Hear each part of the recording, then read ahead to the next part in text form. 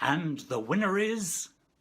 You know, hosting an awards night is quite a common thing for a freelance MC. And this can range from large, spectacular dinners and hotel ballrooms with state-of-the-art audio-visual, maybe teleprompters and video screens, down to smaller affairs, perhaps the last night of a conference, or even a community day where they're handing out awards. And I've done many of these over the years: Hong Kong, Australia, New Zealand, Hawaii, Cambodia, South Africa, and of course all around Australia. And in this short video, I'm going to give you 7 essential tips to make you look like an expert MC when you're hosting an awards night.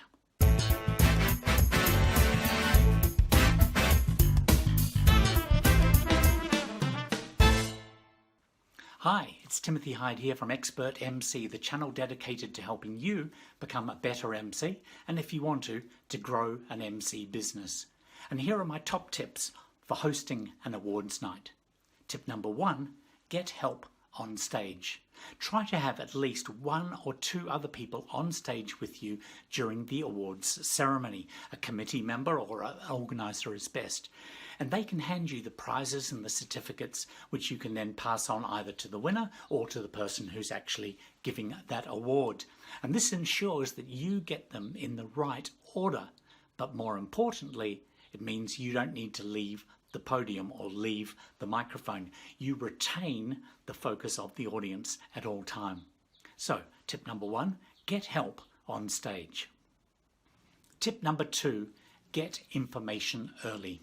Try and get a full list of all the nominees and the winners if you can as early as possible so you can practice any tricky name pronunciations. Now this might seem obvious, but organisers are invariably secretive about that list, so you might have to work hard to get it. But the other reason is, for getting it early, is that awards nights tend to be a bit hectic. There's a lot of changes at the last minute, so the more things that you can get in control of before the event leaves you more time at the event to deal with those inevitable things that are going to happen. So get as much information as you can as early as you can. Tip number 3, move people to the front. At most awards nights, you're going to be fighting against time, and you always want to be moving things along. And there's a few ways that you can save a little bit of time. One of those is moving people to the front. Try and get the nominees and the winners seated in the front tables if you can, if the organizer can do that. And if you have a number of small awards or certificates to hand out that are not a surprise, people know who's winning them, get those people all standing up, all standing by the side of the stage. One of your helpers can help bring them onto the stage. This will really save a lot of time. Tip number 4, if it's a big event and you've got follow spot operators, make sure those follow spot operators know where the winners are sitting or which tables the winners are sitting, so that as soon as they're announced, bang, the spotlight goes onto that table. Now this really speeds things up because the winner will stand up and realise that full attention of the audience is on them, and they will make their way to the stage and they can see where to go. Get your helper as well to help them along. And this really speeds up time. People don't like standing in a darkened room in the spotlight. So make sure those follow spot operators know where the winners might be. Thank you speeches, tip number 5. These can either be the highlight of the event or a real drag on your timing. So firstly, always check with your client whether speeches are expected or allowed. Some will have a no speech rule, others will want everyone to make a short speech. And try and preempt it by saying short speech or a few words, or we don't want to cut into drinking time, something like that. Now, here's the big tip. Don't leave the stage. Once you've invited a winner to say a few words, take a step back, take a step to the side, but don't go much further away than that. You just want to be out of the shot if people are taking photos. But this allows you to quietly say to the person, could you wrap it up now, please, if they clearly go over time or if they start making inappropriate remarks. And this is such a better way to do it. It's more subtle than having to walk back on stage where the entire audience will then be aware of what's going on. So don't leave the stage. Tip number 6, music cues. Now, if you're working at a big event with an audiovisual team, maybe a producer of the event, they've probably already got this sorted. But if you're at a smaller event, you can really add some value and atmosphere to the event by providing some music. Now, this could be music for walk-ons or atmosphere or drum rolls or fanfares, and the winner is... Now, you can run these yourself if you're capable of it, or you can get your friend to do it, or just hand it to the audio technician.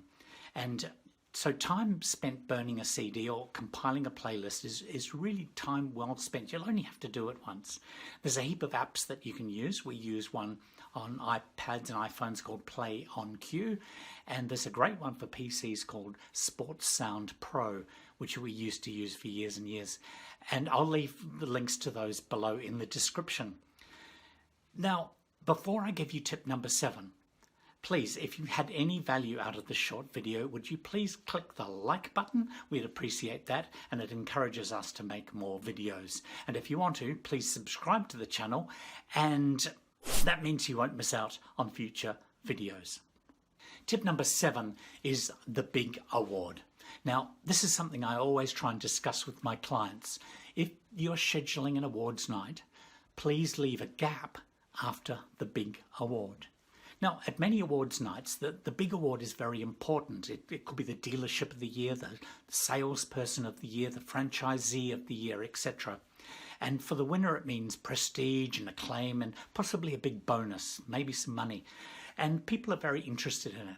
Who's going to win? There's often intrigue and speculation, and there's often internal politics involved as well.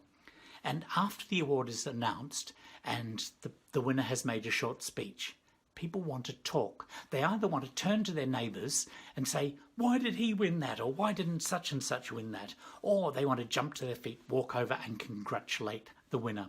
Or the winner returns to their table and is congratulated by all those people. So I always advise my clients, let them have a break in the proceedings at that point and then get back into it later. Now, if they don't follow your advice and everyone is talking and chatting during the chairman's speech immediately after, hopefully they will remember that you gave them some solid advice. Well, that's it. 7 great tips, and I hope you can take some of those on board. And there's a new video coming up right now. See ya.